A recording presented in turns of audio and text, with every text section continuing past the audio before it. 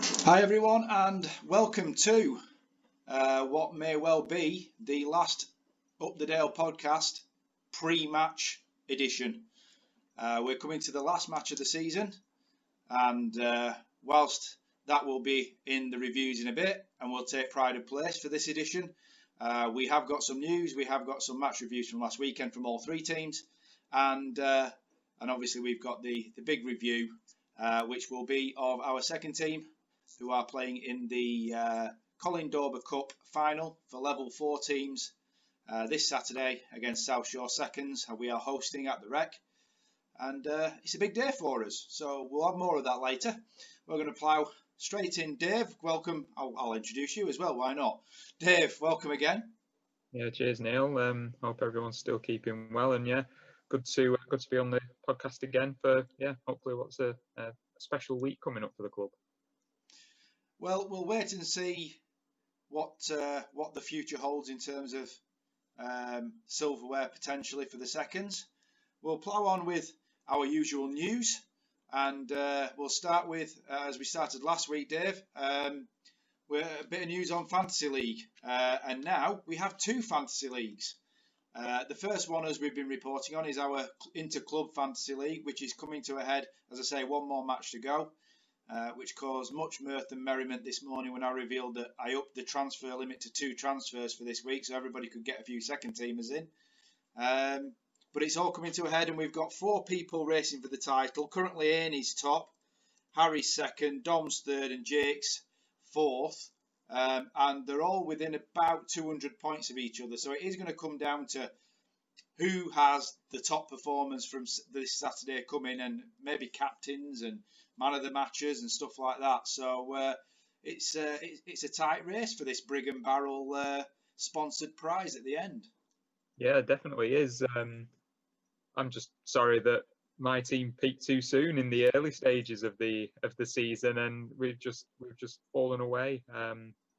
In true style of my club, Preston North End, just disappeared at the business end of the season, which is a bit of a shame. But yeah, as we've said before, it's a bit of fun, and I'm sure the people who will be turning up at the final and those who are playing in it, it'll add an extra bit of spice and interest to the occasion. And if I could provide all 4 people who are contending for the prize one piece of advice, it's probably don't bring me into the team. I think there's probably some higher point scorers there. I think we'll probably be going on to the Fantasy Premier League shortly, and I think if that I was in that, I think I'd be one of your £4.5 million defenders.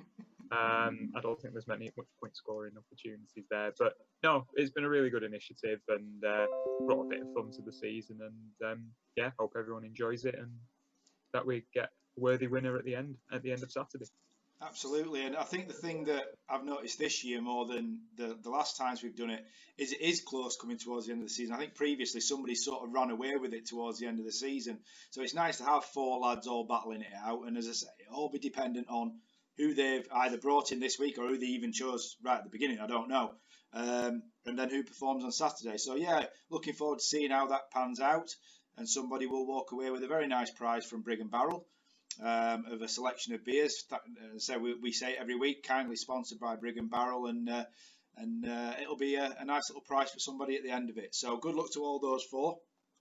It might be somebody else. Those 4 might crash and burn. Somebody might come with a massive run. I can't see it. It'd need, I think, something like a 600 or 700 point tally to catch any of them lot. But yeah, we'll wait and see. I think it'll be one of those 4 who takes it home. So we'll see on Saturday night. Moving on to the second one, as you mentioned, we've now got our own Premier League Fantasy League, kindly set up by Harry Bates prior to last week's start. And I think we've got, about 12, 14 members in it now. And this is a paid entry. So we do have a cash prize at the end of it, which makes it a little bit spicier, just a tad. And that's up and running as it stands at the minute. And obviously, we've only had 1 game weekend at the moment, but the top 4 are currently a certain David Maguire leading the way. Again, we're talking about peaking early again, Dave. Indeed. Yeah. You don't want to be leading after the first week. You want to be leading after the last week. categorically agree. But anyway, good start. Anyway, well done. Yeah, I'll take it. Amy again up there in second, Mac in third, and myself in fourth, which surprised even me because I thought I'd chosen a bit of a rank bad team actually when I revisited it after the weekend. But I think it was the second batch of Saturday matches that actually boosted me. So yeah, so me and you in the top four early, and as I say, I don't think that'll last, pal. In all honesty, No, I think there's probably a lot to be said for the other competitors if we're in the top four with our allegiances of Preston and Sheffield Wednesday. Some interesting choices there, I'm sure. But yeah, it's another little thing just to keep people interested and in contact with each other. This time, hopefully, we'll keep it running during the close season and the end of the cricket, and just keep people just in contact with each other over the winter months. Yeah, that's it. And we said it over lockdown, didn't we? Anything that could keep us close as a club is a useful tool. And Harry set this up, and everybody sets a Premier League fantasy league up. But as I say, it just keeps everybody in contact and keeps us giving us something to talk about over the WhatsApp group over the winter period. So that's the only news we've got this week. As I say, it is brief, but there's plenty of action in the two fantasy leagues, so we'll see how those pan out. Moving on to reviews now, and 3 matches to review last week. All 3 teams were in action. First and seconds on Saturday, thirds on Sunday. We'll start with the first. It was their third place playoff match, and they travelled to Standish Cricket Club down near Wigan, probably the southernmost club in the Palace Shield, and well known to us, Standish. As we said previously, we've played them on 2 T20s this year, and it was 1 apiece after those 2 matches. And they were captained by our ex-player Sam Jones. So there was a little bit riding on it, Dave. We'd said that previously, and it was it turned out to be a bit of a thriller in the end. The first team managed to get 164 again after, I believe there was a bit of a slump. I think we were about 70 odd for 5 at one point, and then, much to my benefit in terms of fantasy, going back to discuss Fantasy League, for some reason I've left Gareth Winstanley as captain for quite a few weeks now, and he's not really done anything.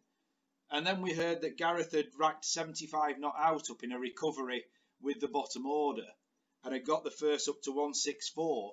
I think the old saying, Dave, is form is temporary, class is permanent, and Gareth always gets a decent score every year, and this, albeit the last game, but an important one to sign off with. Cracking 75 not out from G. Yeah, definitely. The reports of it were that it was a really good innings, and one that was clearly, looking at the scores, it was one that was clearly well needed. I'm pleased for Gareth as well, because it's been on the cards for a while. He's a very good batsman on his day, and he's just not been getting the runs that he ordinarily would in the past few weeks. So I'm really pleased that he's actually been able to cash in and put in a very important innings to get us to a very competitive total, and ably assisted by the bottom order as well, which is really pleasing to see as well. In previous years, the tail hasn't perhaps wagged as much as we would have hoped it has done, but this year it's looked very strong, with people batting well and contributing important runs all the way down the order. I think there were some useful contributions, just helping G out, taking the pressure off him, making sure that all the runs didn't have to come from him, and that obviously played an important part as well in setting that total. Well, as you mentioned, the runs down the order were imperative, and mostly came from one man, that man being Aitzaz. And again, somebody else who got promoted in one of the Sandish T20 matches and threatened, and his batting has improved dramatically this year. He spent a lot of time in nets over winter and trying to improve his batting. And we know he's a big lad, Aitzaz, and he's got big levers as well. And he normally helps his bowling, but we know he can hit a long ball. And we hadn't heard a lot about his innings until last night down at Nets. And we got told down at Nets last night there is a water tower at Standish just outside the ground. And we got told last night that one of Aitzaz's sixes actually hit the top of the water tower, which I appreciate for some people watching that might not be relevant in terms of your knowledge of how big a hit that is. But believe you me, that's a big hit.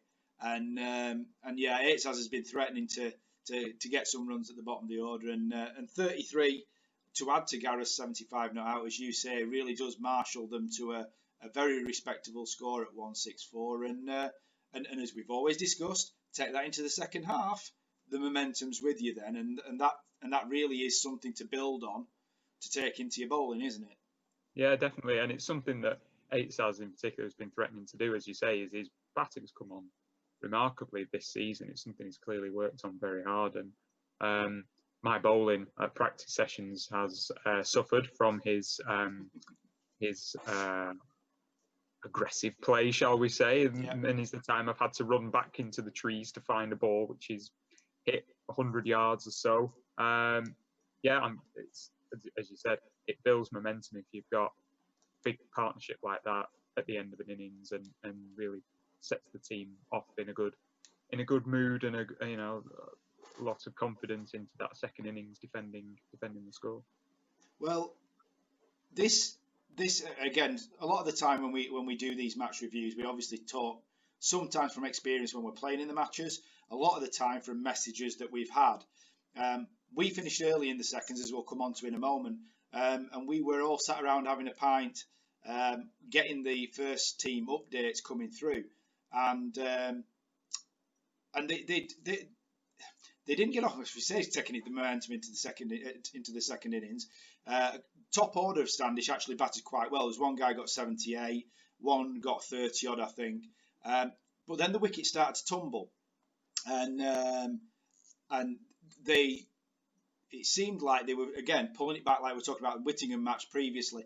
But then it seemed to be getting quite tight towards the end, and they seemed to have it in control. And then there seemed to be a flurry of runs again, and we were getting mixed messages in terms of who was on top and who wasn't. And I've got to say, Dave, at one point we were getting a little bit nervous that maybe Standish were going to, overhaul this at one point. But yeah, it was touch and go towards the end. Yeah, a few overs to go, and I think it was certainly approaching a run a ball type situation off the last 5 or 6 overs. Still a couple of wickets in hand. It's generally, it's a big ground at Standish, but when we've played there, it's always been in great condition, and you certainly can hit a few boundaries and certainly run lots of 2s and 3s, so that it's a quick scoring ground. So it certainly wasn't in the bag by any means, but from the information that we've had about the game, it seems that they really stuck to their tasks and just as we've hoped they've been doing all year, just keeping up that solid performance and not sort of giving up, I suppose. Just holding the nerve and just making sure they do all the basics right in the hope and sort of confidence that will see them through to the end, and in the end it did. That disciplined bowling, good fielding, taking the catches, it's paid off for them with a win, and a good way to sign off the 2020 season. Yeah, in the end, as Dave says, they did hold the nerve, and it was largely down to Captain Harry Bates, Vice Captain Harry Bates, who was captain on the day because Captain Scott Newton wasn't available. Harry ended up with 5 for 34, and sounded like, again, backing up what messages we've had and what I've seen of Harry's bowling in the first team. He's had an absolutely cracking year as a leg spinner. Really has found some consistency, and again, 5 for 34, great figures for Harry to sign off with, and a real match-winning performance in conjunction with Gareth from a batting point of view. So well done to the thirds. Ended their season with a third-place win versus Standish. And again, as we've discussed previously, a very encouraging year for the first, and lots of positivity to take forward into the winter and looking to the 2021 season. Moving on to the seconds now, and we were playing Withnell Fold in our Level 4 semi-final. Obviously a do-or-die knockout game. We're not very used to these knockout games, Dave, really, because you've mentioned previously no cup competitions normally for the second team, and I've got to say, I think we were all feeling a little bit nervous. There's good nerves, butterflies in the belly, wanting to get on with it, and we were confident. But again, Withnell Fold, we discussed previously, we're a little bit of an unknown quantity because we haven't played them for a good 2, 3, maybe 4 years now. And for once, I won a toss. I know miracles do happen. It's remarkable. I think it is quite possibly the first this season, the first of this decade, I suppose No, you can say as don't well. push it. This season, First of this definitely. decade that you've won. Two. And Sorry, yes, you're right. Apologies. thank you. So yeah, it was remarkable enough that it warranted a specific message on the WhatsApp group to say that you'd actually won a toss. It was perhaps one of the most astonishing points of the game.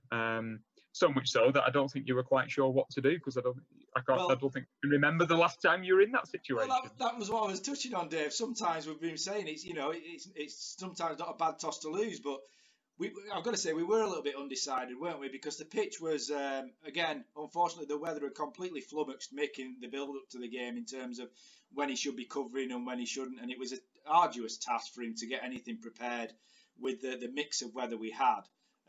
So we had at least we had a more than playable deck, but given how we performed the week before, a lot of the guys were saying, do we bat first on it? Um, but I think anybody in their right mind would look at a soft deck and say, you've got to feel first on it. You've got to have first use of it. It's going to be bowler friendly, and lo and behold, it was. However, we just felt that maybe Withnell had the deck in their mind a little bit too much. Maybe we're a little bit too defensive, and I've got to say, I've got to give credit to the bowlers from that point of view. We never let them try and increase the rate at all. Every single bowler didn't go for double figure runs. They all went for single figure runs between them, and that's remarkable, really, in terms of the consistency of bowling, and it was just a really solid, I wouldn't say professional performance, but a very all round performance from the bowlers. It was remarkably disciplined. I must say is that there was next to no freebies on offer to the batsmen. The pitch did a little bit. It was always going to, as you say, given the weather conditions, but it was something that perhaps, I suppose teams could adapt to playing on. But I don't think the bowling, in fairness, let Withnell Fold get used to it. It was very difficult bowling to face. Everybody was completely on their game. I think the fact that one boundary was conceded, and that only came in the 31st over, something like that, is testament to that. It was just such a disciplined and well-drilled bowling attack, backed up by some pretty decent fielding as well. I think there might have been one drop catch, which was reasonably tough. But yeah, it was just a very impressive bowling and fielding performance, and I don't think anybody was expecting to walk off the field at the end of the innings with such a low score to chase down. It was it was just a really good performance by the team, and one which I certainly didn't expect to be that sort of impressive, and put us in good stead for the second half of the game. Well, that was the thing, because we won the toss, we decided to field, and then you've got to put your performance in. I think we'd said we wanted to put a marker down and say, look, if we bowl and field really well, as you just said, that we could potentially get them out for a total that we'd be really happy with and we'd be really, comfortable chasing. However, in a semi-final, you can never guarantee that. But to come off and bowl them out for 47, as you say, that really stood us in good stead, and gave us the ability to go out there and bat however we wanted to bat in that second innings to chase that down, no matter what the pitch was doing. Outstanding bowling of the innings was Abdullah Kadver, 4 for 6. Abdullah, as we've said previously on this podcast, new to the club, very darty off spinner, but in whatever form he's bowled this year, whether it be first, seconds, thirds, T20, he's always performed very, very consistently. Bowls a very full length, and makes it very difficult as a spinner to get after him, because he bowls this very full, almost Yorker length for a spinner, which is really odd. But it was an outstanding performance by Abdullah, backed up by Imran 2 for 8, and Anis also got another 2 wickets with his very reluctant bowling. Had to have his arm twisted to come and have a bowl. And yeah, Withnell Fold 47 all out, at which we chased down for the loss of 3 wickets. Anis opening the batting 38 not out. Again, just very steady. We'd spoken to the guys about not getting too caught up in the wicket, but also understanding how it was playing.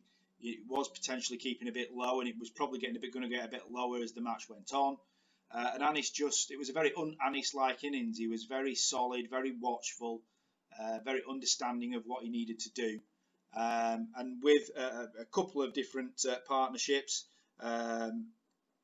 he managed to get us over the line pretty much. As I say, there wasn't many others that chipped in really. In all honesty, a few runs here and there, but all single figures. So yeah, we managed to get over the line, and that's brought us to the final this Saturday, which obviously we'll cover shortly. So moving on to the third team, and they played a friendly match against Ingle on Sunday, which was arranged as a final swan song for the thirds. And that was played at an old ground of ours that we know well, not of ours, an old ground we know very well, Freckleton, Dave. Played there many times, and it was good for the thirds to get something as a drawing a line under the season. This is the final match.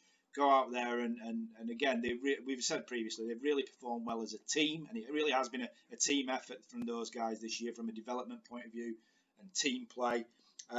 They didn't get the win, but again, it was a good performance. Ingle batted first, 148, and again, really good bowling in the middle order from two junior spinners. Owen Ayton ended up with 4 for 21, and Matt Simmons came on and got a couple of big important wickets in the middle order.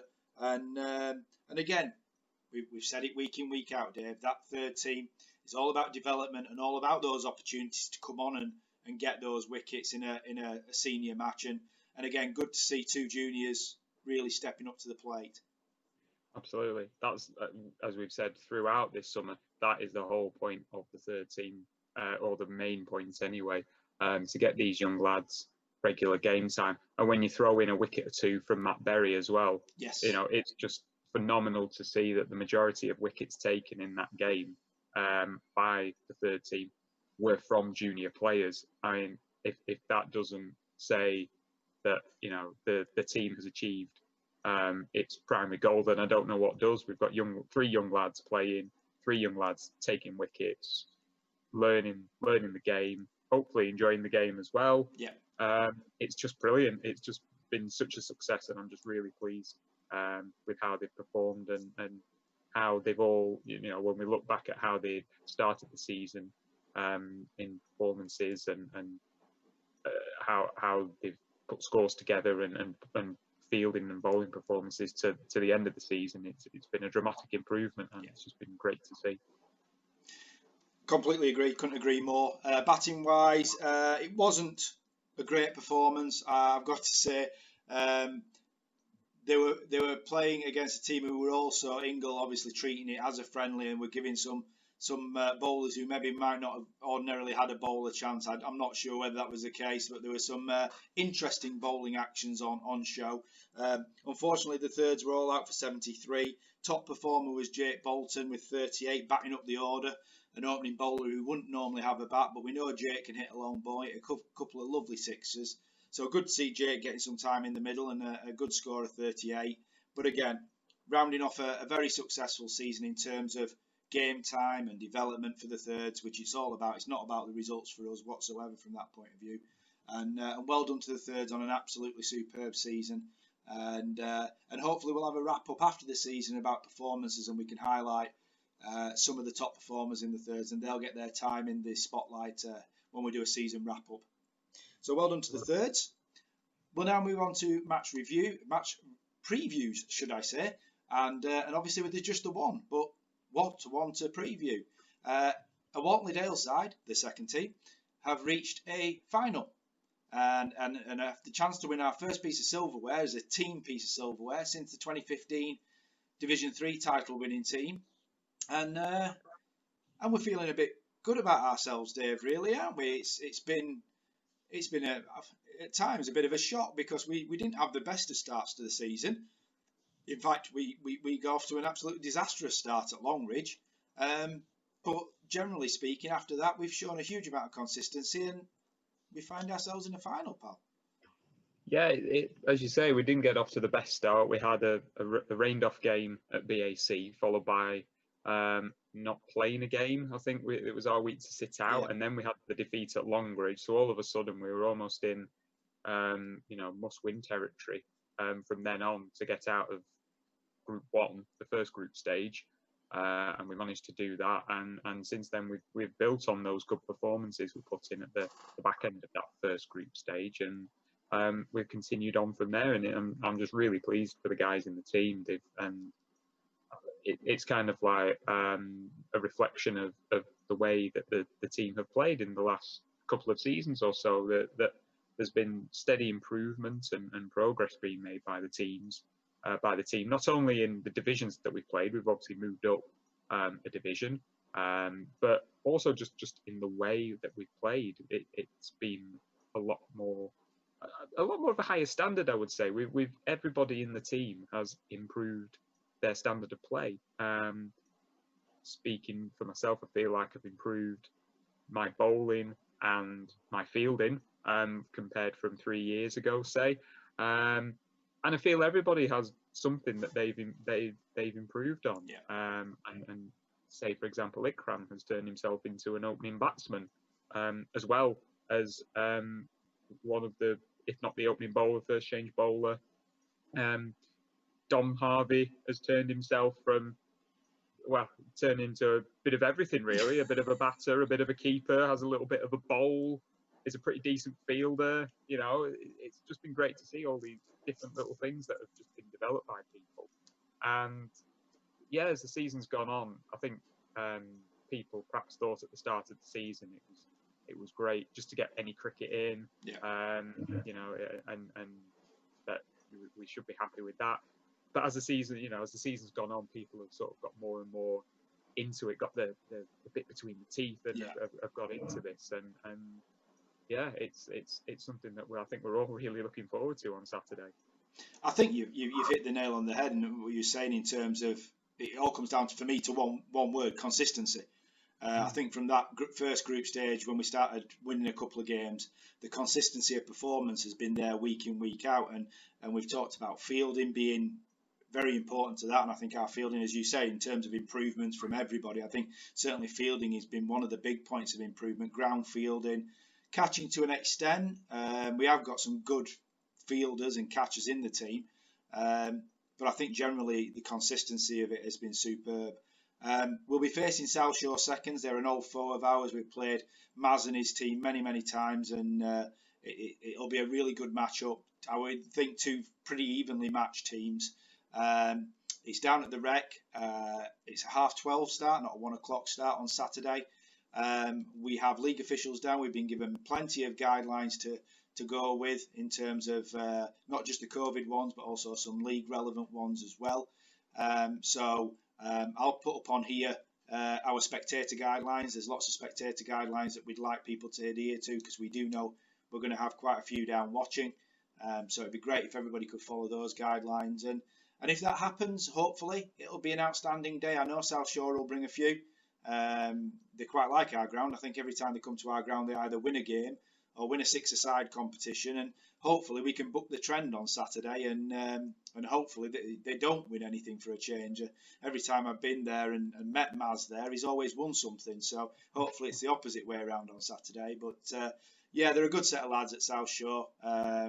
We've enjoyed their company on many occasions, and I'm hopeful, Dave, that as I say, this time we can turn it around and we can bring on the goods. I just want to touch on quite briefly top performers and who we're going to hope will step up to the plate. And I think from a batting point of view, we can't look any further than Anis. Don't want to put any pressure on him, but he's currently averaging 94.75 for the season after not really wanting to play for the first couple of games. Again, talking about that consistency, he's been absolutely superb, and yeah, he's just hopeful he can carry that on to the final. Absolutely, and it's the same with everybody as well. Hopefully everyone carries on the way that they've played in recent weeks, the attitude that they've brought to the game, and things like that. It's just hopeful that everybody gives a good account of themselves on Saturday, and that it's a good day out for everybody, spectators and players. Absolutely, and from a bowling point of view, I'm not going to pick anybody out, because I think, as we touched on even on that match review of that last game, everybody has been super consistent. Bowling really good line and length, which is all we can ask for. And the good thing is we've got plenty to back it up as well. So we're not reliant on any one particular bowler, which I think is key for us sometimes. And the plethora of options we've got is superb. So yeah, we're covering all bases. I will let's not go without mentioning him. Andy behind the stumps all season. The bowlers have been telling him how much they appreciate his glove work. So we often leave Andy's contribution out, and Andy's been superb. And hopefully Shoz adds to his tally of victims, and he's pushing up towards 200 now, as you reminded him on Saturday. So quite a way to go yet, but he's pushing there. He's getting absolutely. Anything from your side, Dave, to finish off with about Saturday that you're particularly looking forward to? No, just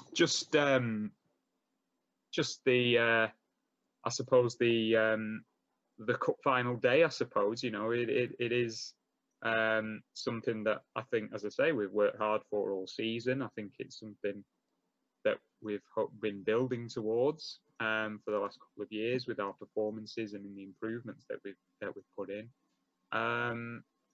It's something that I think everybody in the team's looking forward to, and my only hope is that it's a nice day and a sunny day, so that we actually can played, and that we just acquit ourselves well and give a good account of ourselves in the final, and that it's just an enjoyable day out for everybody who's there. Because at the end of the day, it's the last game of cricket of the season, and it's still uncertain as to whether we'll be able to play a longer form of cricket or a full season next year. So I think it's important that people enjoy being out there, playing cricket, watching cricket, enjoying the sport while they can, and until there's a long winter coming on the horizon. Exactly. So yeah, that's my sort of final hope for the day as well. That everyone just enjoys themselves and has a good day out. Couldn't echo that more, Dave, to be fair. And all I'm going to finish off with is, and again, we've said this before, and I will say it on Saturday if I get the chance to. The way the league have set this year up, I don't think could have worked any better. And I take my hat off to the league. They've done an absolutely tremendous job, whether that's Alex Diver, Dave Lever, Rob Hales, and I'm sure many more guys behind the scenes that I don't communicate with. It's just been a tremendous effort. And just thanks to those guys for getting the season set up really well and ensuring that it's been really smooth running. And like you say, ultimately we didn't know whether we were going to get a game of cricket in. So I'd like to think that whatever the result on Saturday, we'll come off that field and ultimately we'll be able to appreciate what a season of cricket we've managed to get in, even at this time. And going back to the reason why we play the game, we've had a season with our mates on the cricket field, and we can't be any happier about that, to be fair, Dave. And I hope everybody feels like that, either Walterdale or South Shore, when we come off that field on Saturday. So there we go. Looking forward to a final on Saturday, and hopefully it's a positive one, and we'll have something to report next week in terms of success for Walterdale. So that's it, Dave. Bring on Saturday. Thanks for joining us again, pal.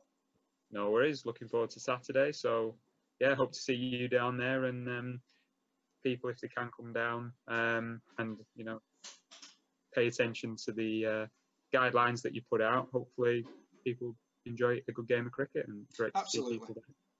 Couldn't agree more. And again, thanks for watching, guys. Really appreciate everybody who watches. Please drop us a subscription, drop us a like, and keep your eye out for more content coming soon, and hopefully we'll have a season wrap up as well for everybody to appreciate.